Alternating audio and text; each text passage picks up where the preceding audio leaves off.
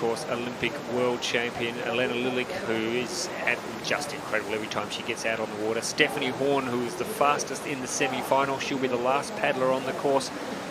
And some young guns in there as well. Lena Tunison, Claudia Zwolinska, Aliska Mintalova. These are paddlers of the future who are going to be around for many, many years to come, and exciting to see them in this final. That's right, and notably bib number 1, Jessica Fox, absent from this final start list. Yes, if you've set your alarm in Australia and got up at, what is the time there now? It's just after midnight, 1:45 in the morning on the east coast of Australia, and you're wondering where Jess Fox is. Unfortunately, she ran into some trouble in her semi-final. She had a 50-second penalty, and that ruled her out of the finals. But don't worry, folks, she'll be back tomorrow to contest the C1. So no Jess Fox, but I tell you what, that takes nothing away from the quality of this final. Absolutely not. It does speak to the difficulty of the course that they have set out here in Augsburg today. But the quality of paddling is going to be very high. So there we have, folks, the 10 finalists in this women's K1. And Lena Tunison, what an exciting moment for her, the young girl from the Netherlands, into her first World Cup final, we believe. So it'll be an exciting moment for her. There is a look there, Lois, at where the problems have been today. Have a look at that. What can we read into that? Gate number 10. Is that our most missed gate? That is the most, yes, you can see there, 4 times touched at gate 10, but the big problems at gate 2 and gate 4, it looked like from that where they really, so the top of the course is where a lot of the damage has been done. Yes, there's no easy start, no easing into this race. It's full on, straight from gate 1, 2. Here is a recap from last year. Ricarda Funk, the Olympic and world champion. Jessica Fox, the World Cup winner. Oozing class, both these athletes, but no Jess Fox in the final today. Ricarda Funk will be there. 2022 is such a big season. And here are some of the chasers. Here are some of the women who are really going to. Cami Present, of course, she's in the final today. Victoria Oos just missed out. Teresa Fizarova, wow. Coming back from a second run qualification into the final. Yeah, well, 2 of them had to do it in, and that was Victoria Wolfart and Teresa Teresa Fizarova. Yes, so we're underway now in the final. The first paddler is on the course. It is Lena Tunison from the Netherlands. So we saw in the semi-final, Lois, that a time just around the 100. It was very competitive, that's right. Was the time that was competitive. So for Lena to be in the mix here for a medal, you would think she'd need to go 100 or sub 100 if she can. Yeah. It's a big ask for a young girl in her first final. Yeah, you can hear the crowd behind her though. Lena lives in Augsburg and you can hear the energy from the crowd. Very excited to see her, a relatively local paddler, racing on her home course. And so far, just the one touch, so she'll be pretty happy with that as she heads down towards the bottom part of this course. Yep. Oh, spoke too soon, and she's hit that wave at a bad angle as well. So a little bit of time lost there, and a definite touch there on gate 20 and gate 21, it seems, the judges. So unfortunately, just falling away there after a good top half. Yeah, we were saying there's no easing into this race. There's also no easing out of it. It's full on from start to finish on this course. 23 gates, or 22 gates? 23. 23 gates, yeah, and each one poses a large challenge technically. But you know what, Lois? For at least one run, Lena Tunison can say that she was leading a World Cup final. Yeah, top of the leaderboard. Top of the leaderboard. Yeah. And who knows? Who knows? Maybe she could stay there. That's the time to beat. Everybody else has got to come out now and do better than that. That's right. And her raw time was not bad on that at 109. Yeah. So, but yeah, a little bit too much. I mean, the top half where a lot of the athletes got into trouble this morning, Lena did that fine. She was through there, so that was good. But there we go. That was difficult there, and then followed up again with another touch. So the split second of mistake, and it's very costly. They're just not quite hitting that properly, and needing a bit of work to do across there to get across the gate 21, and she touched that as well. So, but what a great experience for her. I'm sure she's very, very happy to have been up there and to be competing amongst the best. Cami Present, well, yes, our lone French in the final today. Under 23 world champion from 2018. As I said before, she spent the summer, the Australian summer, down training in Penrith, and then came back, I'm sure, and worked at Po for a little bit. But we know as well in Paris. I think she's based out of Versailles in Paris. Yes, so getting a bit of a feel for the Olympic course. Have you been there yet? Yeah, it's oh my goodness, that'll be a call for the judges. Ooh. Judges, and another touch there. Touch. So unfortunately for Cami, it's yeah, we'll have to wait and see what happens on gate 9 there. That was a tricky call. Yeah, the judges, they get paid good money though, so this is how they earn their money, by sitting there and reviewing hours of video to see and making calls that can sometimes come down to a split hair. Yeah, and you can see how a mistake on gate 9 also cost her a mistake on gate 10. I think she might have lost a bit of focus coming into that upstream. And she's missed that as well. So unfortunately for Cami Present, she's it's all gone a little bit, and she's got a 50. Fault, yeah, unfortunately that was too tight for her on gate 9. She won't be happy when she crosses the line and sees that she's had a 50 put on, but I'm sure in the back of her mind now she'll be wondering whether that was too tight. Well, the answer, Cami, is yes, it was too tight. And good news for Lena Tunison is that she remains on the top of the leaderboard. That's right. In the World Cup final. At worst, a 9th place finish, so. Yep.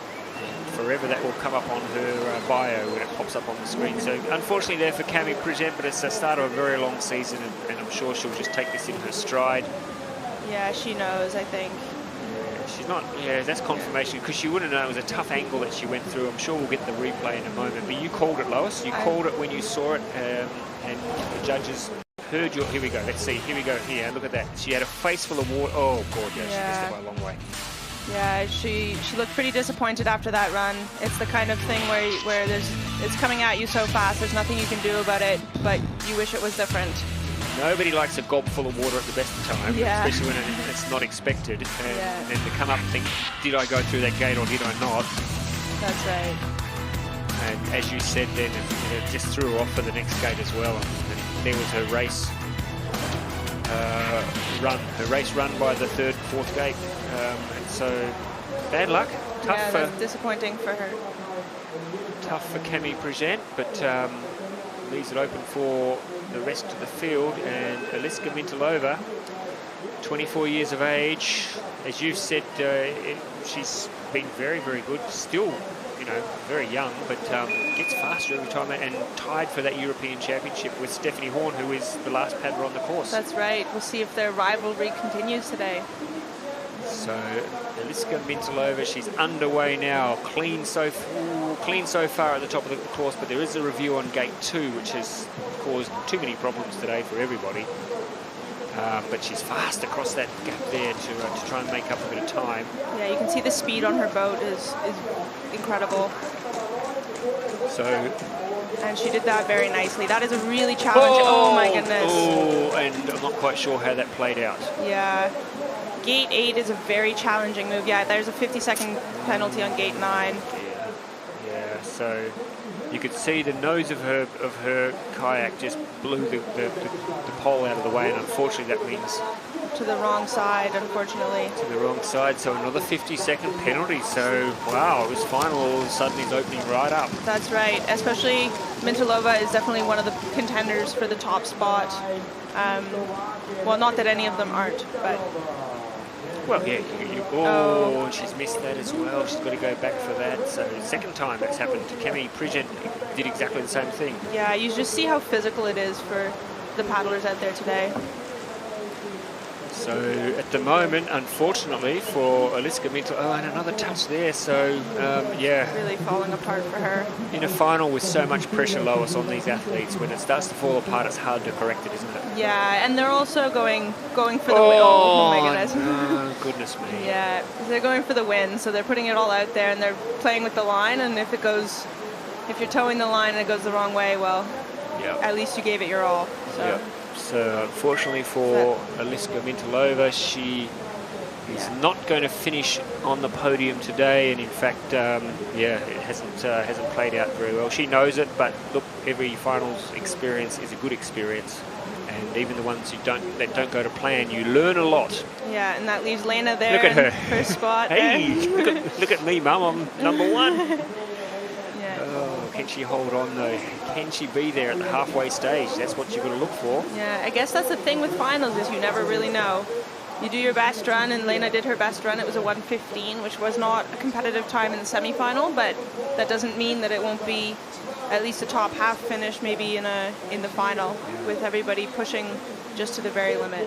I have no stats to back this up, but I'm going to throw it out there as though I'm saying it with authority. It's amazing the number of athletes who start at number 10 in a final and hold on and finish on the podium. Right, yeah. Yeah, it's nerve-wracking, I'm sure, to be standing there with the camera on you. But I saw Claudia Zwolinska there just before the final, and she looked very focused. yes, I saw her walking up as well. She's laser focused. And hopefully that translates into some paddling that shows it. 2 seconds already on gate 2. It's such a tough gate. I don't think it's detrimental, and I think that with a course like this, the athletes know that penalties are falling left, right, and center, and taking a touch on gate 2 doesn't mean the race is over. And I think they'll be pushing, despite errors at the top of the course, they'll be pushing all the way to the end. She's already got a review on gate 16, which isn't bad because she hasn't been through it yet. Yeah, well, she did absolutely nail the bridge move at Zoom Flume. Her spin was phenomenal. She kept the speed on the boat, and then her gate 9 was clean. So just ignore that review on gate 16 because she's coming up for gate 16 in just a moment. But at the moment, her time is, there you go. She's she's got the fastest time at the moment with some gates to go. Yeah, coming into a very, very technical figure here. You see how she does the spin the other direction. See, they knew it. The judges knew it. That's why they paid the big money. They knew she was going to touch gate 16. She took the touch, but she did go very quickly through the gates. Yeah. So she might be able to absorb that mistake. Maybe not for a medal position, but I think she might still be able to come into first place in the current standings. So at the moment, her time is still... That was... Claudia. But she's okay. She's all right. She's got a lot of time to play with here. Yeah. 1:15 is the current leader. Yeah, so she'll be... So she's going to be well inside that, but she'll be a little bit disappointed. She's thrown away a little bit of opportunity there. Yeah. 1:07, so... No, she's... Yeah, that's... She left some out there. Yeah. But it gives her a chance, though. You know, it gives her a chance to you know, maybe a podium if depending what happens with the back half. But we know that a time around 100 is really what. Yeah, I think we're looking at 100, and I think there's going to be maybe some sub 100. If you've got to rely on Ricardo Funk and Eleanor Lidlick and those sorts of guys to make mistakes, then you're asking for a lot. Yeah. Especially on this course. You wouldn't want to be banking on them to do a time over 1:05. But anyway, Claudia Zwolinska there, she looked accomplished, but a couple of sneaky touches there, and you can see their disappointment that she maybe threw away an opportunity there. Yeah, she really did have some phenomenal sections of that run. So we're almost at the halfway stage of the final. This is the women's K1 final coming to you live from Augsburg. My name is Ross Solly. Here with me in the commentary box is Lois Betteridge from the Canadian Canoe Slalom team, and we are now at almost at the halfway stage. This is our fifth paddler on the water. This is Victoria Wolfhard, who did it hard to get into the semi-finals, had to do 2 runs, but then came out and nailed the semi earlier this afternoon. And well, this is wide open for her now. She can really make a statement here today. Yeah, she also did 2 runs this morning in C1. Yes. She had to do her second run in C1, which was unfortunate for her, but I guess it was a good warm-up because it worked well for her for the semi-final. And on the positive side, Lois, she knows this course back to front now. She's been up and down it many, many times in the last 2 days. Some slight changes since between the qualification and the finals, semi-finals and finals course, but definitely some similar moves that the practice pays off. So a gate touch on gate number 9, 2 seconds, but we've seen already that shouldn't affect. Oh, you think she got another one there? Or? Maybe not, sorry. They're going back to review gate 9. So At the moment, the clubhouse best time is 107.18. So we know that Victoria is capable of going well under that if she can hold her race together at the back half. She's had that review. Ooh. Sliding out a bit on that spin, but catching that second wave, it's a better option than paddling all the way back up to the first one. Good news for her, the review has been in her favour, so she's had the 2 seconds removed, so now all of a sudden her time's looking pretty good. Yeah, she's looking at a clean run if she can hold it together for the last 4 gates. And yes, so she's looking at going just over the 100 at the moment. Oh, yep. Oh, she's gone a bit low there, but she's back up again. So she'll go just over there. I think she will be our new leader, but the question will be by how much. Because she's got to go under 105, and she's going to do that, I think. Oh, no, she just was a bit... Oh, she's still under. Yeah. Well done. Well done to Victoria Woolfart. She will be our leader at the halfway stage. Yeah, Claudia will be kicking herself for those touches. Yeah. But yep. That was a very nice run from Vicky. I think that, the first 5 out on the course, they'll look at that and they'll think there's an opportunity missed, gone begging for sure. But I think if you're the next 5 still to come, you'll be thinking, okay, there's a medal here. Yeah. There's a medal for the taking. Yeah, and I'm sure the coaches are relaying that information to the athletes that are still to go. It's about a safe run, I think, more than a phenomenal run today. Yep. So 106.14 was Victoria Woolfart's time. She will be the clubhouse leader at the halfway stage of this women's K1 final. It's our first K1 final for the 2023 season, and I tell you what, Lois, I'm just what I've seen today. I'm super excited about this year. What's in store. Definitely, the level is every year. The level seems to be pushing higher and higher. It's good to see. Good to see some competitive racing to start off the season, despite the touches and penalties. It's not due to a lack of ability from these athletes. It's a really challenging course that's been set.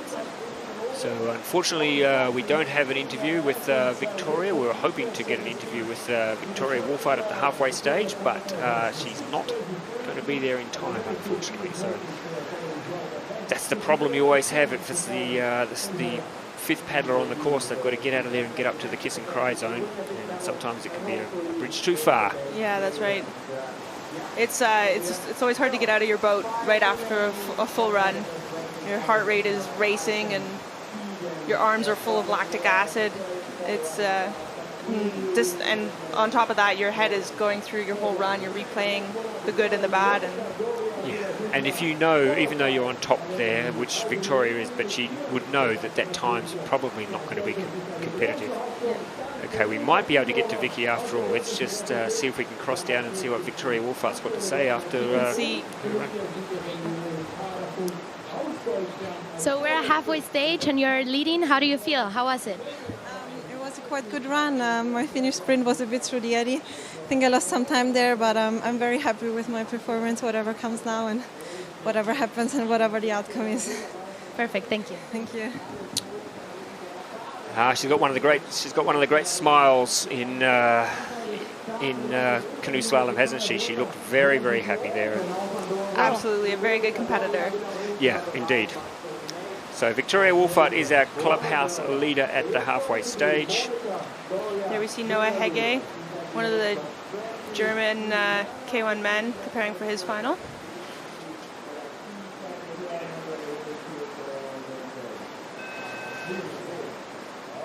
So, back half of the final. What do we think? What do we think, Lois? Edge of our seats with Monica starting her run. I think here's any of the next 5 athletes can disrupt this current podium. They really can. And Monica Doria Villarubla, she's a really fierce competitor. She always she's got that. Oh no, that's a bad start for Monica. Yep, 2 touches already, and a lot of the course still to go. Yeah, and getting your boat stuck and losing all your speed right there requires a huge physical reacceleration. It's not something you want to do in the first 5 gates. Oh, and a touch again. Yeah. So this is the pressure. This is the pressure of being in a final and being one of the last boats on the course. You know that you're going to have to throw it out there. You're going to have to put down the effort, because even though the time to beat at the moment is not super fast, you know what's still to come. You know that you've got Ricardo Funk, Eleanor Lulick, Stephanie Bourne sitting there waiting to go. Absolutely. There's no free podiums today. And So important. So important for Monica now, though, just to finish this race well and on a positive. Exactly. And if she can avoid a 50-second penalty, it'll keep her not in the running maybe for a medal, but at least for a good run, which won't be enough to satisfy her, but that's what keeps her racing. So 6 seconds of penalties so far. Victoria Woolfard had a clean run. She was a bit slow in middle parts of it, but 6 seconds I think will be too much for. But it might put her. She should finish though in 3rd position if she holds it together. So she'll be for a little while anyway. She'll be on the podium, but we'll see a little sprint from her here. She'll give it her all. She's pushing. She crosses the line now, 1:10, 1:11. So into 3rd position there for Monica Doria Villarubla with 3 gate touches. So yeah, that's too much in a final to get away with, unfortunately. So, but something to build on. I like seeing athletes who, even though they haven't quite got the run that they want, that they're still positive. And you can count on Monica for a smile, even during a hard session or after a run that maybe wasn't exactly what she was hoping for. She'll be smiling at the end, which is really cool to see. That's some pretty clear gate touches there for Monica. So that leaves 4. That leaves 4 athletes to go, and gee, there's some quality there. But Victoria Woolfard, well, she'd be looking now 106.14. If we have a look at the times in the semi-finals, 106.4 would have been the 5th fastest time in the semi-final. So it's not unheard of for her to be in the mix. But this young lady, we're talking about, Lois, somebody going 100 or sub 100. Yeah, if anybody's going to do it, it's going to be, well, it might be Elena. I mean, she knows this course back to front. She's fast, she's strong, and she's got home support. Yeah, and she's done these first 5 gates both in C1 and K1, and in K1 in the semi-final as well. So she's practiced the first sequence of 5 gates multiple times. And that was flawless. That was really nice. She is almost flying above the water at the moment, and look at that, she's already 0.5 of a second in front of the sprint time. No touch there. That's if she can get through that troublesome part there. First 9 gates, if you can get through there clean, you've got a launching pad for a great final run. Absolutely. Starting with almost with a clean slate halfway is not what most of these girls have been able to do. So here comes the bell. That's the home fans ringing the bell saying, get out there and give us your all, Elena Lulick. And look at her time. 1.64 seconds inside Victoria Woolfard's time at the moment. She is putting on a show for the home crowd. I hope she can hold it together, because it'd be very cool for them to have a medal or 2 with the Germans at home. Just a little bit stuck there on that gate, just trying to get out of it. Didn't lose a lot of time, but just maybe half a second, which she'll now need to try and make up. But she's still going to... I don't think it phased her too badly. No. Yeah. No, she's still going to cross. This is going to be our new... Wow, look at that. Almost now. 4 seconds. Could she go under 100? It's going to be very close. She's a little bit stuck there, but she's out of it now. It's going to be very, very close. We could have our first sub 100 of the day. Here we go with the last sprint. It is pretty far to that finish line, but just over in the end. But look at that. She knows she's put down a good time. She knows she's put down a good time. She knows now that that's the time that people are going to have to beat. And absolutely. She is very happy with that, as she should be. That was a very nice run from Elena Lilik. Message there to the last 3 paddlers. If you want to win a gold medal today, you better bring your A game, because if you're going to come out here and have a bludge, you might as well go home now. Yeah, that's right. You can see her. She's pretty exhausted, I think. Oh, look at the emotion. There's some tears there. There's some genuine emotion from this young lady. Yeah, Tough ask when you're on the same team as Ricardo Funk and you're always playing second fiddle to an Olympic and world champion. Every time you go out there, you're racing against, even when you're in training. I do believe Elena won selections this year for the German team, though. I think she is number 1 in C1 and K1, which is a pretty impressive feat. Doesn't surprise me. I mean, we know what she's capable of. We know she's fast. We know she's good. She was third here last year, second in 2021. She's just, she's just such an awesome competitor. Yeah. Trained by her father. Yeah, really puts in a bad run. Now, Teresa Fizerova, what can she bring to the table? We mentioned before, she prefers the canoe, but since coming across to the kayak, well, she's really shown that she's quite adept at it. You can see her really making work of her right blade in that first figure, showing her canoe skills and making it work as a kayaker. She's really going to have to bring something special today to challenge that time from Lilik of 101.66. She's not too far out of the time at the moment. We know Lilik was fast at the top, but she was even faster down the bottom. And so Fizerova needs to probably be within a second or so by the time she gets to the halfway stage. And there's a review on gate 4, so I didn't see it. Yeah, I'm not sure. There, it's gone. So she's clear for the first 9 gates, 10 gates. Yep. So that's good news for Teresa. So this would be pretty big for her to be in the mix for a medal in the K1. Absolutely. You can see how fast Elena was though, because already Teresa is 3 seconds behind Lilik's time. But Fizerova, we know she's strong. We know how strong she is. So and we know she'll be pushing all the way to the end. Yep. So. And she had that setback when her boat got disqualified on the first run the other morning, so she had to do a second run, which didn't impress her greatly, but she bounced back and got through to the semis, and now here she is. Yeah, showing her resilience. So Teresa Fizerova from the Czech Republic, such a fierce competitor, K1, C1, kayak cross. She'll be doing all 3 and giving all 3. And then, there was a touch. That was a lazy touch, wasn't it? Getting a little caught up on the wall there. Yeah, yep. That'd be a bit disappointing. Well, they haven't put it up yet, so maybe the judges didn't see it. That's okay, we won't mention it. Oh, they're reviewing it now. Sorry, Teresa, that was my fault. But she crosses the line now, and fourth with an asterisk for Teresa Fizerova. She doesn't look too disappointed. I think she knows that that wasn't as quick as she could have gone. But for somebody who doesn't probably spend a lot of time in a kayak. Well, I think she's training quite a lot in kayak. I mean, to make the team in Czech Republic, she would have had to be training enough in kayak. Yeah, absolutely. You can't just turn up on the day and say, "Is anyone got a kayak I can borrow? I might go out for a paddle." That's right. Well, maybe she could. She's one of those paddlers. So there we go. Here's where the touch came. Yeah. So unfortunately. That's unfortunate. Yep. So a 2-second penalty, and it has been officially added now. So Fizz doesn't change her position. No, she's still 4th. So at the moment, it's Lilik in the gold medal position, Wolfart silver, and Zwolinska in the bronze. They are your top 3. Yeah, with 2 boats left to contend for gold. Elena Lilik definitely has a medal. She definitely has a medal. The question will be, what colour will it be? That's right. I think she'll be very happy to start the season with a World Cup medal. What can Ricardo Funk bring? We know how fast she is. She's the Olympic champion. She's the world champion. She brought the house down last year at the World Championship. It was just something. It almost seemed like it meant more to her winning at home at a World Championships than the Olympic medal. I know that's silly, but the pressure that was on her to compete at home.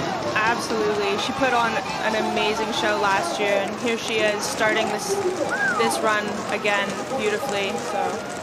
But she will not be able to have any mistakes because Lilik's time is slick. Yeah, that was phenomenal through Zoom Flume all the way into the 10th gate here. Ricardo is absolutely putting a clinic on. So Ricardo Funk, the reigning Olympic and world champion, what can she do home here in Augsburg? She'd love to get the season off with the gold medal, just take a little bit of the pressure off, and she's really putting in some, look at that time. She is tracking towards a 100-second, maybe even a sub-100. Yeah, if there's one person who's going to do it today, it's Ricardo. Wow, what a message that would send out. What Steffi Horn must be thinking, sitting in the stands at the moment, waiting to very race. nice spin. So there's a review on gate 4. I don't know, I didn't see anything there, but she's gone a little bit deep there actually. But that's a tricky upstream. I don't think that's too bad, given the other. Yeah, here she's still in touch. She's still ahead on the split. The review no, what's happened here? And that's the gold. What's happened here? She's gone deep and she's blown it. Oh my goodness! And look at that is a big effort for her to get back, but that is your gold medal gone. And Ricardo Funk, now you've got to fight for a silver, Ricardo Funk. Yeah. What have you got in your locker? Because 106 she's got to go under. I don't think she's going to do it. So that is Off the disappointing. podium for Ricarda Funk. Wow, and See the smile of Elena Lilik there. and Vicky Wolfhard with a 106.14 has a medal. That's right. That's surprising to me, honestly. But But as you said before, Lois, it just shows how tough this course yeah, is. it is an incredibly difficult course. You can see the disappointment on Ricarda's face there. She had that in her hand. She had one hand on the gold medal. Yeah, she was ahead on every split. We'll see in a moment just She where she delivered lost it. a phenomenal run until the end, and that's what slalom is, right? It's executing every gate all the way from start to finish. She just looked there. She looked like she was no effort at all. She had everything under control. Look at that face. That is the face of a relaxed athlete, but here she is. Look at that, just struggling Scrabbling back. up that wall. Oh dear, and just knowing as she was doing that the medal was slipping You out of can her hands. see that as soon as she finished, she knew. She was disappointed indeed, but she lives to fight another day, Ricarda Funk. Yeah, and the field at the World Cup is too competitive for a mistake like that to hold a top place, which, as it should be. So Stephanie Horn, could she find herself back on top of a World Cup podium? We shall see. Oh, no, we won't. Unless she can do something very special, that is a 2-second penalty, and that is going to be very hard for her. However, we're looking at Claudia Zwolinska currently in third with 2 touches. So if Steffi only has 1 touch and delivers the same run or slightly better than Claudia, she will slot in ahead. There's some space for that third place. Absolutely. Exactly. I don't think she can win the gold now with a touch because Lilik was just too smooth and too slick on this course. Horn now, though, she has to dig deep, and she's gone too deep there as well. So. Yeah, that wasn't a very fast up. So now she's really going to work hard to try and get a minor medal. And she just doesn't look very smooth at the moment, does she? Well, that's sort of her style, I would say. Yeah. She's a puller. She'll be giving it. She doesn't always necessarily look super smooth or necessarily look super fast, but she puts down very competitive times with the style that is particular to her. So Stephanie Horn from Italy, she's the last paddler on the course. Opting for the S option, which I'm not sure if we saw. I can't remember now. A few of the men did it. Yeah. But, so definitely out of the running for a gold, you would think, but look, she could still challenge for a bronze, maybe even a silver. But she's going to have to pull 106. 106 she's got to go under. That is the time of Victoria Wolfhard, who's sitting in the silver medal position at the moment. I think she's going to be very close. She's going to go under it, I think. There we go, into second place. Wow. The helmet's still skewed. The helmet's still skew if. It's a new trademark leader. She heard it. She goes, oh, they're straighten that up. The commentator's giving me a hard time for the helmet. She's pretty happy. Look at that. I love that. She knows that she hasn't done the best run. But she's done a good enough run to pick up the silver medal. Sometimes good enough is good enough. It really, really is. But look, let's not take anything away from our gold medalist. Absolutely not, no. Elena put a really, really nice run together. She stayed clean. I think that was key to the gold today. And look at Vicky Wolfhard. I don't think she's got to pinch herself. She can't believe that she's done it at 106. But look, it's a tough course. And as we said, Lois, that getting a time out there is important, and it was as it turns out, it was a very competitive time. So, but there we go. We'll see there, Steffi. I thought she was big touch there. I thought she was struggling mid-course, but you called it right. She knew what she was doing. She had it under control. She was pulling hard, and the back half of her race was enough to get her into that silver medal position. So well done to Stephanie Horn. But gee, there's an early challenge for this season being thrown down by Eleanor Lilik. Yeah, well, and congratulations to all 10 of those athletes and everybody else. There was some very nice paddling out there. Indeed there was. So let's have a listen Elena, to our winner. Congratulations. You've won the first World Cup. How does it feel? It feels amazing because it's at home and I had such a good run, and yeah, I'm happy. I had like a feeling back in Augsburg 2022 at the Worlds because of all the fans cheering and everything, and yes. That's really good. I'm sure it was really great to win at home. Is that cool? Yeah, it's my first gold World Cup medal and it feels crazy, and I'm so happy that I can celebrate it with my family. Awesome. Congratulations. Thank you. Wow, yeah, what a place to win your first World Cup gold. At home. at home in front of friends and family. Thank you to Sophie Areneso down there in our mixed zone. Just lovely to tap in and get the feeling. You could see the emotion, couldn't you, for the winner, for Eleanor there. You could see what it meant to her. Yeah, she's a smiley person, especially when she's on the top of the podium. I wouldn't know. I've never been there. I've been told. Once you get up there, it's quite a good feeling. Yeah, that's a great start for her. And a great start for the season. We're going to go away from here and we're heading off to Prague, of course, next week, and we'll have a lot of these athletes will be there again throwing it down, and Eleanor Lilick will go there with a target on her back. That's right. She'll be looking at current leader of the World Cup points in kayak women. Fantastic. Thank you so much, Lois, for once again joining us. It's been fantastic having you in the commentary box. I always say, though, I prefer to see you out on the water, and I'm sure you'd prefer to be out on the water. But water's loss is our gain, because it's been great having you in the commentary box. Thank you so much for joining us this afternoon. Good luck with Prague. Thanks for having me. Good luck with Extreme, with the kayak cross on Sunday as well. Thank you. Thank you. Lois Betteridge there from the Canadian team, joining us to call the women's final and semi-final. And fantastic to have her insights into not just what the course is doing, but the mindset of some of these athletes. So I hope you've appreciated that this afternoon. So that is one medal down. And there we have now, that is the standings after one race. You get 60 points for a win, 55 and 50 for your top three. They are your top 10. That's how many points they get. They'll take that into next week, and of course it all works towards the final at the end of the season, and how many wins, placings they have for the year. And good way to start near the top. And the one name missing from that, of course, was Jess Fox, who didn't make the final, but we know that we'll see more of her as the season progresses. Let's have a recap of the men's competition last year, and there is Vitfrindas. He was the world champion, but he's not in the final today. There is Yuri Prishkovic, the World Cup's winner and the Olympic champion. He is in the final. That is going to make for some fantastic viewing. There are all sorts of quality athletes, though, in this final. Here is some of your chase pack. Joe Clark, of course, the 2016 Olympic gold medalist, will be there. He will give this a big shake.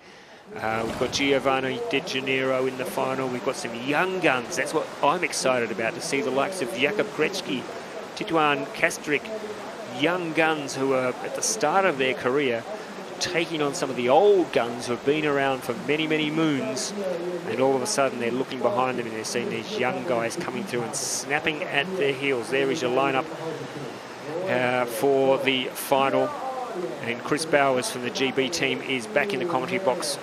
Are you excited about this one, Chris? Yeah, really excited. I know, chatting to Joe between his runs, he was saying that he thinks the sub-90's on as well, so I'm going to hold him to that and watch him do it today. There we are. There's where it's been playing out today. Gates 4 and Gates 8. We know that they've been tricky. Look at that, a couple of 50-second penalties on Gate 4, a lot of touches on Gates 4 and Gates 8. We also know that Gate 2, Chris, has also been problematic today. Yeah, certainly you've seen a bit of trouble at the top section of the course there. That's a really tight move off the start. That 1, 2, 3, 4, 5, catching a lot of people out. And then Gate 8 as well, something a bit different, I think, that people maybe haven't seen, so haven't tried out before. And some people just getting caught out by that. But we know Hannah Zagner, who's going to go off first. He will definitely have done this move before, as he's a local and knows this course inside out. Just checking his time, making sure he's there at the right place at the right time. And he looks very, very focused. He's done this so many times now. He could do this in his sleep. Hannah Zagner. And we are underway in the men's K1 World Cup final, with a two-time Olympic medalist, the first man on the course. So that's not a bad way to kick off a final, is it, when you have a bronze medalist at 2 Olympic Games getting us underway. Yeah, and he's looked really good on that top section there. Super composed, absolutely pinned the whole move. And yeah, let's see if he can lay down a time for the rest to chase. Interesting thing, Chris, the 5 best credentialed paddlers are all in the first half of this final. So by the halfway stage, we could have a sub-90 time. Yeah, no, it's a bit different. You don't always get that, so it'll be good to see, and then see them young guys can actually challenge and take them on at their own game if there have been them runs gone down. So a little bit of a loss of time there, but he's not too bad, Hannes Agner. The bell card starts ringing. They ring that bell for all the home competitors, all the Germans, to give them a bit of a G up. It worked very well for Elena Lilich in the women's final. Yeah, I just seen her take the win there, so I know Hannes will definitely want to be trying to do the same for Germany. And clean so far, and a pretty smooth run, Chris. Yeah, he's looked really good. He was good on the first 2 splits there, competitive to what went down in the semi-final just sort of an hour ago. A bit caught out on that S move there, but see if that time that actually cost him. So tracking okay at the moment. The most important thing for him is that he is clean, he has no penalties, and he hasn't even had a review yet. So everything's going along very nicely indeed. The judge has got nothing to do at the moment. They're sitting back in the banana lounge, ordering another daiquiri, waiting for something to happen out here on the course, because this is going to be your first time of the final, and it's 93.74. If you're right, Chris, that's not going to be enough for a goal, but gee, to put down a run like that first up, catch me if you can. Yeah, no, really strong time there from Hannes, not far off the leading time of the semi-final winner. Looked composed and more importantly clean. We haven't seen many of them go down, so to first person to be clean is really good to see. Maybe that's the sign of the final. We should just actually mention with the semi-final, Chris, that we did have one athlete who did clean without the penalty go under 90, but then he got disqualified. That was Benjamin Renier from France. I think there must have been a problem with his boat or something, but anyway, he did go sub 90 raw, but then had 3 gate touches. So we know it's possible, and we have the sorts of paddlers here who can do it. And the next guy on the course, well, he is a very good opportunity, very good chance to do something special today. Joe Clark, we know he's paddling for his newborn son at home and his wife who's sitting there watching at the moment. We know that there's a little bit of redemption that he's looking for. He missed out on the Olympics in 2020, and it burns a lot, I'm sure, and he's a man on a mission this year. Yeah, I'm sure he'll be dedicating this season definitely to his little boy Hugo. But yeah, I know he definitely was a bit disappointed with his semi-final run. Happy to get through to the final and be able to show actually what he's really capable of in this run, hopefully. Yeah, we can hear you. Can you not hear us, Joe Clark? There he is. He's underway. He's fast out of the first few gates. Oh, yes, that was nice. Looks like he's really nailed that top few gates up there. Yeah, it's a better start than he had in his first run. See if he can do this 7-8, which caught him out in the semi-final, and just got a little touch there, but see if he can do it well this run. Yeah, it was really nice there, and just feeding it through 9. Bouncing off the wall, just making the wall his friend, which is very important. The good athletes can do that to perfection and pick up a little bit of time, and gee, this is slippery. This is a slippery time. Just getting caught a bit behind 11, but I don't think it'll cost him too much time. He's kept his boat running really well, so we'll have to see how he's up against Hannes here, but I think he'll be up on the split. Well and truly. In fact, he is looking at time at around the 90-second mark, which would be phenomenal, and it would lay down an early marker for the rest of the field, who I'm sure are listening. They might not want to watch it or might not want to know what's happening, but they can't avoid the commentator and the excitement that you can hear building alongside the course here, because this is developing into a pretty special run here for our 2016 Olympic gold medalist. Yeah, he's looking really strong here. He's been really good through there and up at Hannes again by 2 seconds. Ooh. So it's going to be really exciting to see what he can do here. Joe Clark, a man on a mission, a new father. Oh, Joe. 2 seconds, that'll knock him back a little bit. See where he finishes up in the end. Yeah, that's disappointing for him. Still the fastest time, but gee, that gate touch. Yeah, he'll be annoyed at that. Just coming out a bit early there, just costing him. But I mean, that 93.69 could still be enough for a medal. We'll have to see how the others respond to the 2 really quick times that have gone down to start with. Well, we saw in the women's race, Chris, Victoria Wolfhard put down a time which we didn't think was fast enough to challenge for a medal, and in the end, the paddlers that came after her couldn't hold their races together, and she picked up a bronze. So Joe's got a good time there for him to sit there in the kiss and cry area and watch the other athletes. They're the ones who've got to now chase that time down, but he'll be annoyed with that penalty, won't he? Yeah, I'm sure he'll be pretty frustrated by it after what was a really good run up until then. He'll definitely be looking for redemption in Prague, but I also know he's doing the kayak cross on Sunday, so he'll definitely look for redemption there as well. You wouldn't want to be drawn in his heat, Chris Bowers. You might want to just put in an early request to avoid your teammate, because he might be looking for somebody to knock off into the pontoons. Now Yuri Priskovic, He's had 3 runs on this course today already. This is his 4th run for the day. He is the Olympic champion. He is the world champion from a couple of years back. 2-time world champion. Can he go sub 90? Can he hold this together? I mean, he can't complain he hasn't been down the course enough today, so hopefully he can. He knows the course well enough. Yep. The pocket rocket, and always puts in a big show. Oh, and that's a lot better than he did in his semi-final. He got really caught out there, so hopefully that's a good sign for the rest of his run. So he's paddling really well here. A man who's decided to take up canoe this year just because he wanted a new challenge. And, well, he did say to me the other day in an interview that he will see how it goes in terms of if it has any effect on his kayaking. And, just getting caught out there on his edge. It's very unlike Yuri to see, but that means he might put the hammer down, which means it could be a very good run to watch for the rest of it. Look at him go. He's like a frog in a blender. There's bits going everywhere, but he's going okay. He's through.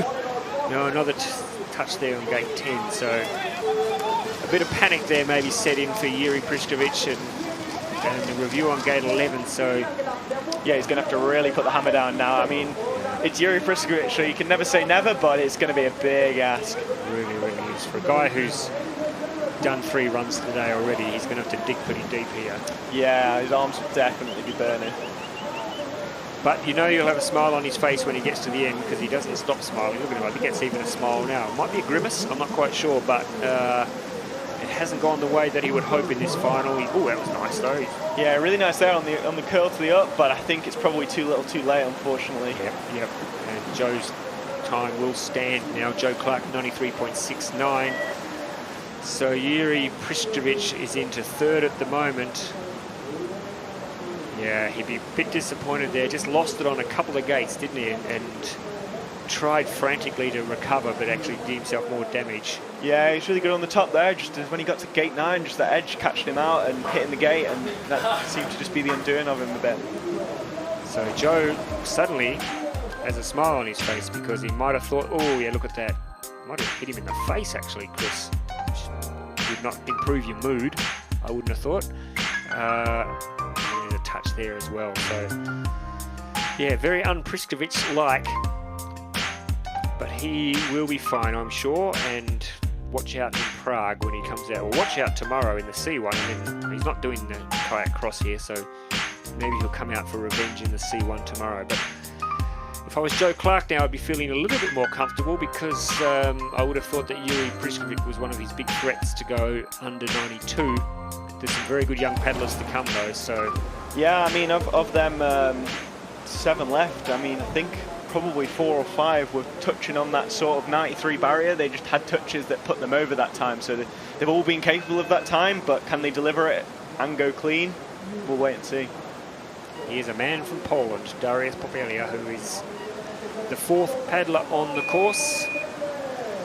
He was pretty good in the semi-final actually, but I think showed us that he had a bit more up his sleeve. So now he's just got to nail his head. Know that Yuri had a problematic run, so all of a sudden he might be smelling a medal.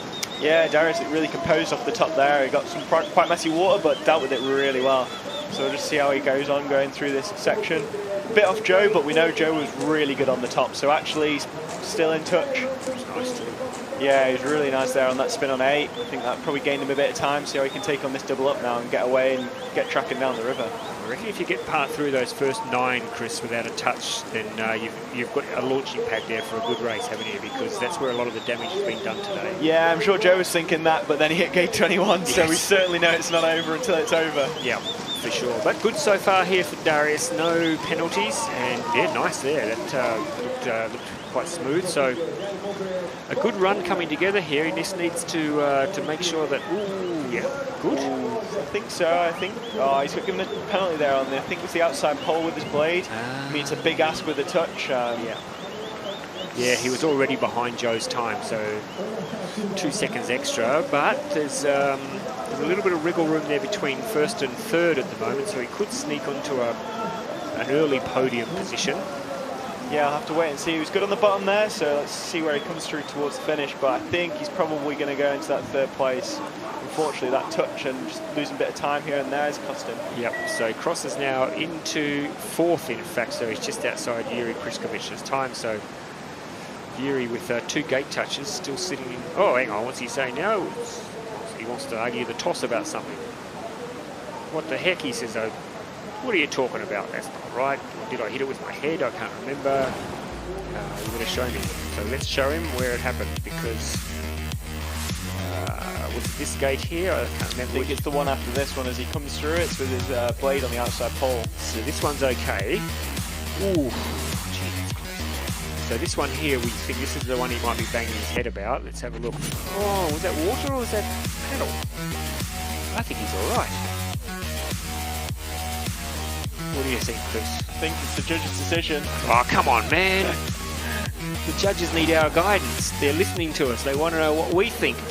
Up here in central... it's hard to see from that angle. I wouldn't really like to give the answer. Yeah, well, in fact, I think they've taken it off him. I think they've taken 1 penalty away, have they? Because he had 2. Maybe they've taken 1 off him, but it doesn't make any difference. He's still in 4th position anyway, so... now, Giovanni De Janeiro, silver medal at the World Championships here last year.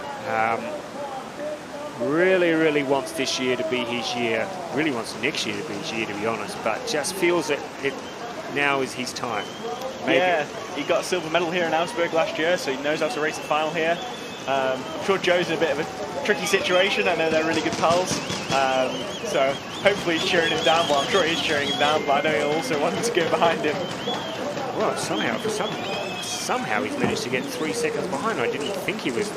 Yeah, I think just off the top curl, he just lost a bit of time, went a bit behind, but Giovanni's really good, he's really strong, and we know he can sort of deliver at the end of the run, and that's where Joe had his mistakes. So if he can just keep this momentum and keep building on his run, I'm sure he could be in touch towards the bottom.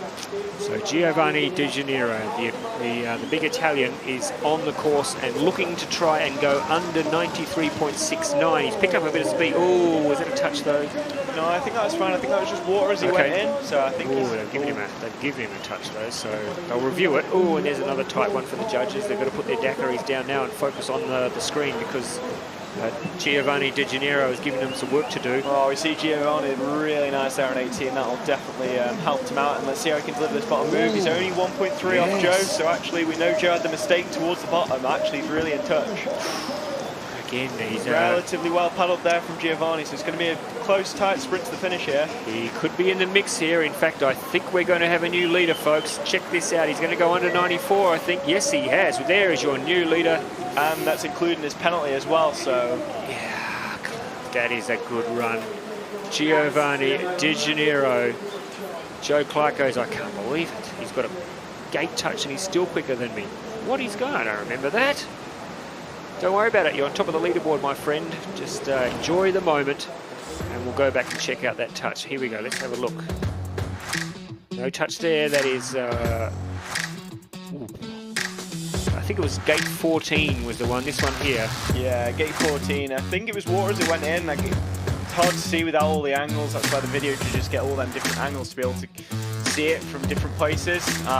But yeah, if that got, well, it has been taken off actually. So Giovanni's going to lead with a 90.7. 90.7. That is going to be hard to knock off. Yeah, no, it's really good from Giovanni. I mean, yeah, he looks pretty happy with life right now. I think he's still arguing the toss about that 2-second penalty, even though it's been taken off him. Crazy Italians.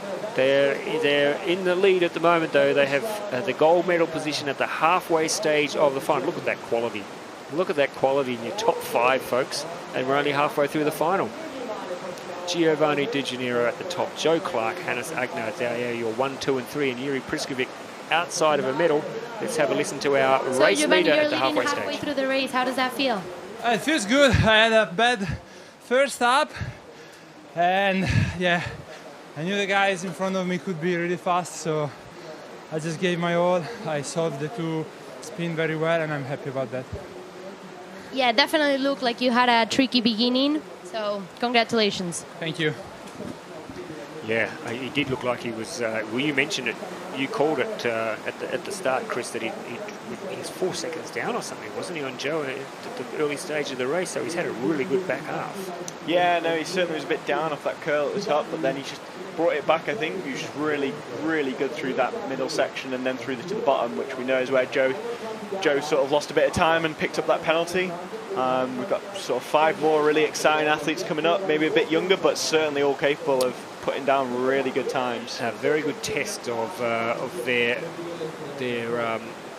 nerve for these young athletes. A couple of experienced paddlers though, Lucien Delfor, of course, Martin Duguid, Noah Hege. These are guys who have been around for a little while, so they won't be overawed by the situation.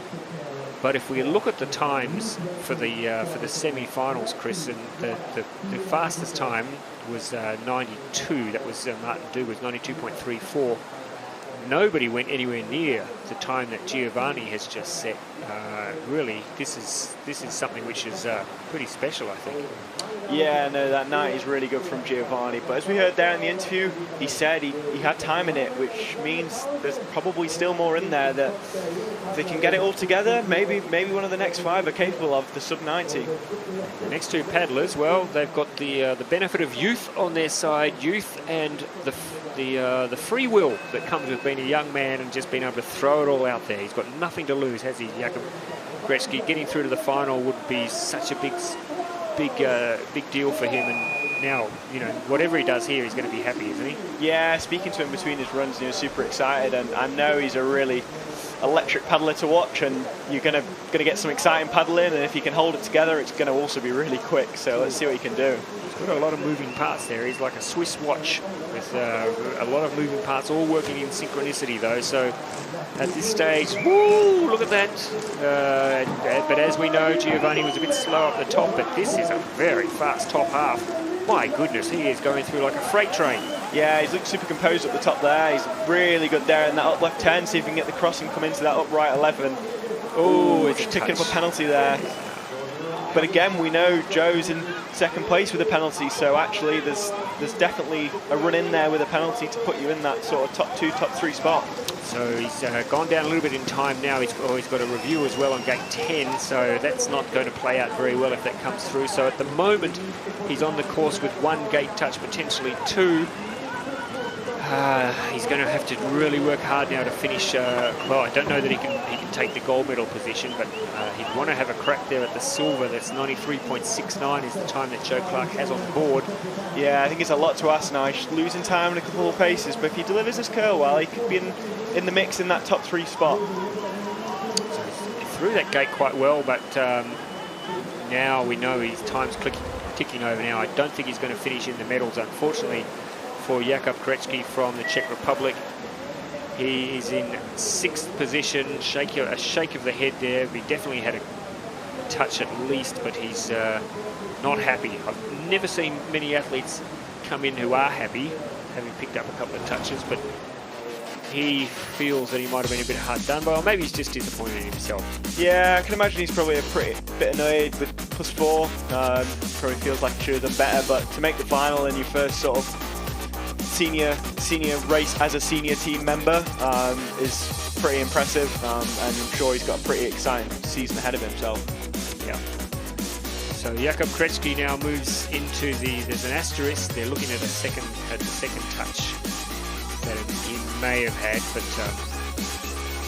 he definitely won't be in the medals though, unfortunately for Jakob Kretsky from the Czech Republic. So that leaves 4 athletes to go. The Italian Giovanni De Gennaro at the moment sits on top of the... Hello, you're on telly. Giovanni De Gennaro is on top of the leaderboard. Joe Clark sitting nervously with the silver medal. And Hannes Agner, the first paddler on the course, is still sitting there in 3rd spot with a time that is actually now starting to look pretty reasonable, 93.74. Yeah, there's still 4 more exciting paddlers to go though. Tituan Castrix definitely is exciting, and even though he's young, he's done last year on the senior team and made a lot of finals, so he's used to racing finals. Let's see if he can deliver in one. Yeah, 2-time junior world champion.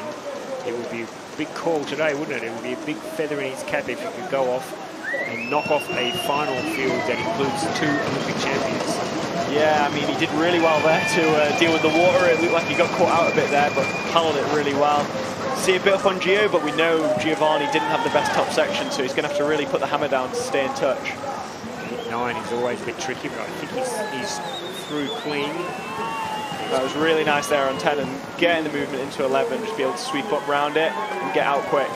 So just reminding you all at home, this young man is 18 years of age. What a future he has in front of him, and he is throwing it down today. He's decided to take it out there. He's got nothing to lose. He wants to take on the big boys, and at the moment, well, he's giving a good account of himself. Yeah, no, paddling really well. Importantly, staying clean at the minute, which is the key for this race for sure. Just seeing him do the spin there and get the bows turned down. He's got to make a really good job of this S here, see if he can keep it together. Canoe-Kayak from France, looking for a medal, looking for what would be his first senior World Cup medal. And at the moment, well, he's really putting a challenge out there. If he can hold this together. Yeah, you just see him time slipping away a bit. Oh, just a bit caught out in the eddy there. I think that may have cost him. Yeah, oh yeah, now he's going to nearly miss out, I think, on the medals. There's a review of gate 21 as well, but he's slipped out of medal contention. Really good 3/4 of a race there, and you can see he's a little bit disappointed with that result. Trying to stop himself from swearing, maybe, I don't know, but good race though. It's all experience for a young man. When you're only 18 and you're getting a chance to race against these sorts of characters, then every time you go out there, you're going to learn something, aren't you? Yeah, I mean, he's definitely got an exciting years ahead of himself. To be doing this at 18, I mean, who knows what he's going to be doing in 3-4 years' time. So, oh, that's why he was holding his mouth, holding his head. That is a bang of the head on the... You don't want to do that at home, folks. It's not... I mean, even though he's wearing a helmet, that wouldn't tickle. And maybe just dazed him a little bit coming out of that gate, because he gave it a good nudge with the noggin. And then gate 22, he looks like he was all right there. But yeah, here we go. Look at this. Ouchie. Oh. Yeah, took a bit of a hit on the head there, but yep. Hopefully he's all right. Yep. Penalty was removed. But unfortunately for Canoe-Kayak, it's not enough to get him near the medals, which he'll be disappointed about, but at the same time, you are racing the big boys, and they're all with at least 5 to 10 years more experience than he's got. So now we'll hear the bells ringing in a moment, because we've got the big German hope, Noah Hege. Oh, just seeing there getting caught out on that 1-2 curl, a bit like Giovanni did, but we saw actually he can deliver the rest of the course. You can still be in chance of taking the top spot. So he's out there trying to win a medal here, because if he does slip into a medal, he'll knock out his German teammate, who's currently sitting in the bronze medal position. So his split time is not too bad though, but we know that Giovanni, by his own admission, says he was slow up the top, so he really has to now keep this consistency going through the back half of this race. He was really good on that spin on gate 8 then, and getting in and out on 11 pretty nicely there, so I think it'll be interesting to see where he is in the next split. So the bells are ringing for Noah Hege as he heads down to the halfway stage of this final. At this stage, all clear, but he has 2 seconds he needs to make up somewhere on this course. Quick round 14 there, in and out really fast, so he's got this stagger that's been catching a few people out. See if he can deliver it well. That's not too bad. It's okay. Is it going to be enough though? Let's have a look at the split in just a moment. He's going to be close. It's a really good job of getting around that gate there. We've seen a few people getting caught out and just losing a bit of time. I mean, a bit down on the split, but we know who's in second place, and Joe lost a lot of time there, so might be enough to just sneak in that second position. Maybe second, maybe third, but it's going to be touch and go. The time he's going to look at is 93.69. No, he's going to be outside. Not quite going to be enough there. No medal today, unfortunately, for Noah Hege. He's in fact finishing in 6th position. A good run though from Hege, and 24 years of age. So he's pretty happy now, Giovanni, because he's got a medal. He's got a medal, and it's always nice to be able to declare when you go through customs or to go through the machines at the airport, to be able to pull it out and show them and say, will this make any noise when I go through the medal contact? Giovanni's a humble man. He won't be doing that. He'll be hiding it in his hold door, I would have thought. Really? But then I hope they don't then try and take it off him, trying to smuggle metals through the airport. But he has got a medal, Giovanni Di Gennaro from Italy. What colour will it be, though? Will it be bronze? Will it be silver? Will it be gold? That time of 90.71 would be looking pretty intimidating to the last two paddlers on the course. Yeah, I mean, that time's holding up really strong. I mean, Lucian and Martin are no slouches, so they're definitely capable of it, but there's being capable and there's delivering it. It's two very different things. Giovanni's got that time on the board. They've got to go to paddle that time. Canoe-Kayak has been there, standing there since the start. He was the first paddler on the course, and he's still sitting there in the bronze medal position. So here we are, Lucien Delfour. We know he's fast. We know what he's capable of. If he can hold it together, sometimes in finals he just struggles to put it all together, and he will try and cut the edges. We know that. It's just a question of whether he can do it legally or not today. He's really good down them first 6 gates, and we can see it on the split there. 2.99 up, that's really good. Oh, just getting caught out on that spin and hitting the wall, and just his bow just going up and hitting the gate there. Yeah, but he was fast, so maybe he had 2 seconds to give. I don't know. He was really good across 10 to 11 there, so we'll have to see on this split where he sits against Giovanni. So at the moment, he is close. Whoa, he is still close, even though he's got that touch. So this is a good time. Yeah, he's really taking on as well. He's pushing it right to the edge. See if he can just hold it on for the rest of the run. It would mean a lot for him to be able to pick up a medal here, especially in what is really his second boat after his first boat got smashed up by by the baggage handlers on his flight from Sydney to London. So he'd be pretty happy to go out and win a medal with his second boat. Yeah, opting for the conventional up there, which is a bit different. We've seen everyone else take it on his nest, but I mean, he's been quick so far. Let's see how he just holds up at the end. Relatively good on the curl, so he's just got to get past these last 2 gates now and sprint to the finish. So he's going to be close. It's going to be close to a medal. I don't think it can be the gold. No, it can't. Can he finish in the top 3? Very close, just outside. Wow, that 2-second penalty. No point arguing about it. That was there. Silver medal for Giovanni Di Gennaro so far. That means Joe Clark has has a medal. Minimum of a bronze medal, which I'm sure he'd be really happy with. Yeah, Hugo's got his first medal. Hugo's got his first medal. That is very true. That'll be hanging above Hugo's crib and lulling him to sleep now for the rest of the season. You just look up there and you'll see that medal that Daddy got him in Augsburg. Lucien Delfour with that touch dropped him down. He would have been in the silver medal position. Yeah, shows how costly that touch was for him. Joe Clark, of course, had a touch as well, though. But still, that's a pretty slick, raw time there for Lucien Delfour. To be disappointed, just can't believe that he gave that away. There is one more paddler to go. Martin Duguid from Switzerland. Obviously, he was fast in the semi-final. You don't go in as the #1 qualifier if you were stodgy. He was fast. Can he repeat it? Is he the paddler who can do 2 electric runs in one day? We'll have to wait and see. I mean, I'm sure Hannes hopes he isn't. It's been a long wait for him there, see if he can stay in 3rd place. But yeah, Martin was quick in the semi-final. I think it was in 92 he did, so not quite as quick as Giovanni's time, but certainly as quick as Joe and Eigner have done. So it's Switzerland versus Italy at the moment. They're neighbours, they're neighbouring countries. Will there be an upset here? Because Giovanni Di Gennaro with a time of 90.71 would almost be feeling like he's done enough. But Martin Duguid, look at this. Here is a man on a mission. And so far he's clean. So far he's fast. Look at that. Yeah, see him up on the split again there and see what he can do in this 8-9. A bit caught up, but keeps the boat tracking really well and just coming into this double up, which we know has caught a few people out. So he's through the first 9 without any penalties, and he's under Giovanni Di Gennaro's split. So he's throwing it down. He's putting it out there. He's got nothing to lose here.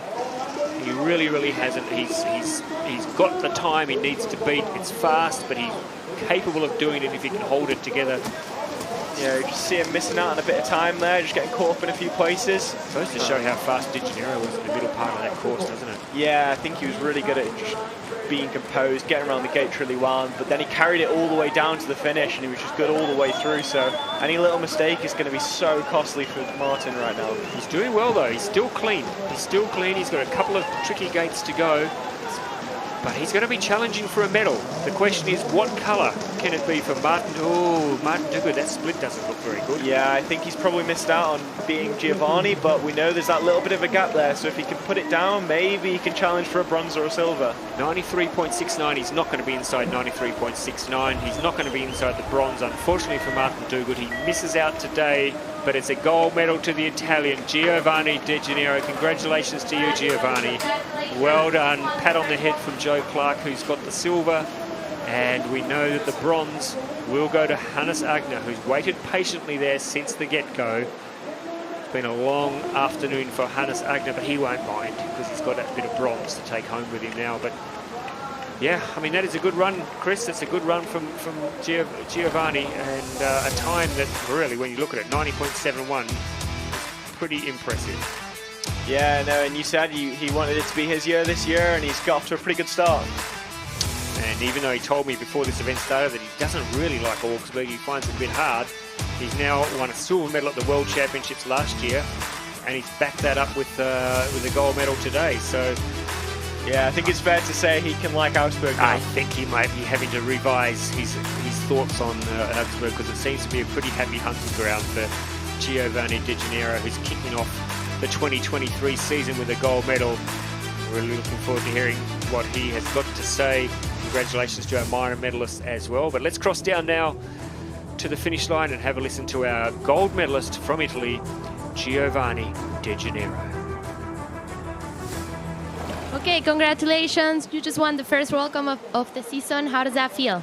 It feels great. I'm super happy. I can't believe it. And I had a bad start and I recovered the second part. It's amazing. It's a good way to start the race, and to share the podium with my friend is amazing. Yeah, it looked like a really tough start and you were able to pull it off. So how did you do that? I just tried to leave no room for other mistake. I tried to push hard and I took quite a lot of risk compared to my first run, and it paid off. It's amazing. I'm surprised. I'm really surprised by the time, and I'm super happy. That's awesome. It's really cool to see you pull it off like that. So thank you very much. Thank you.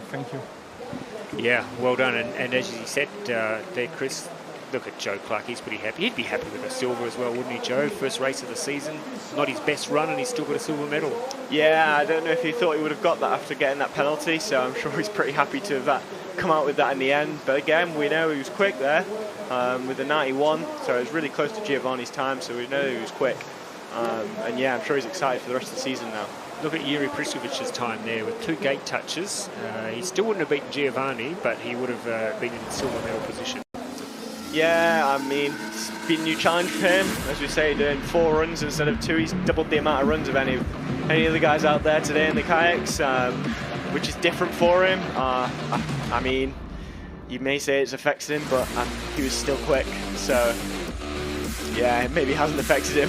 No, I wouldn't mind it affecting me like that. That I could still go out and put down a run like that. But yeah, look, you live and learn, and he is living and learning every week now when he's taking on this new challenge. Are you excited having seen what you've seen today, Chris, for what's in store for the rest of the year? Yeah, no, it's really exciting. It's good to see some young guys out there, as well as some of the more seasoned paddlers. Yeah, I think it's going to be a lot of good racing to watch. It'll definitely be worth tuning into. Absolutely.